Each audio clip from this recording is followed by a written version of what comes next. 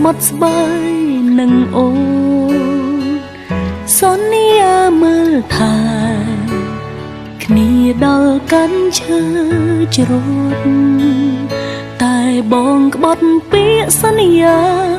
លួចមានអ្នកផ្សេងក្បត់ចិត្តអូនទុកឲ្យអូនรู้នៅទន្ទឹងរងចាំរាល់ថ្ងៃយប់មើលទៅដួងខែនឹកស្នេហ៍កាលគ្រាកន្លងពេលបងនាំអូនជីងកង់តាមវាលស្រែហើយបងនេះថាអូនតែម្នាក់គត់ដែលបងស្នេហ៍តែពេលនេះមានតែនៅក្នុងសូបិនអូនចង់បិទភ្នែកគេដើម្បីបានជួបបងគេល្អណាស់មែនទេទើបបងបំភ្លេចរូបអូនគេមានគ្រប់យ៉ាងអាចទាក់ទាញចិត្តបងឲ្យព្រួលប្រែបើសិនដឹងថាបែបនេះអូនមិនឲ្យបងឃ្លាតចេញទៅ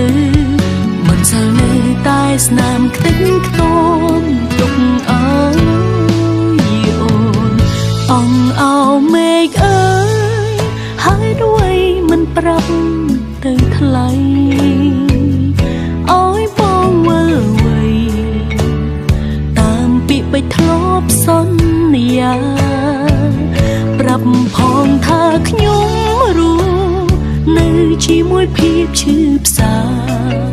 រាល់ថ្ងៃរាល់យប់ឯកាបើគ្មានជីវ៉ាជីវិតរស់នៅគ្មានន័យ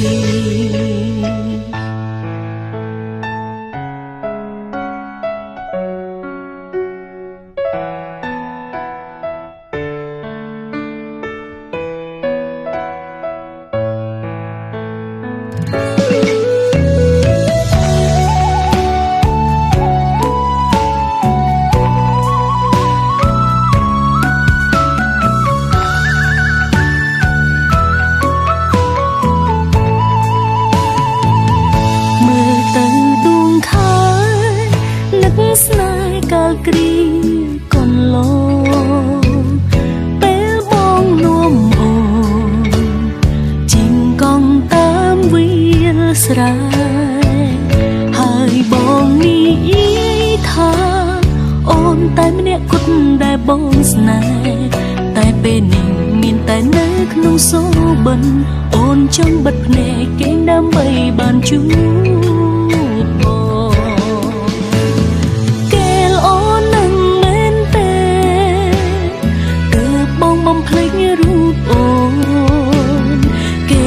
គ្រប់យ៉ាងអាចទាក់ទាញចិត្តបងឲ្យព្រួលប្រែបើសិនដឹងថាបែបនេះអូនមិនឲ្យបងឃ្លាតចេញទៅមិនសិលនៅតែស្នាមខ្ទេចខ្ទាំទុកឲ្យអូនអងអោមេឃអើយហើយด้วยមិនប្រាប់ទៅថ្លៃ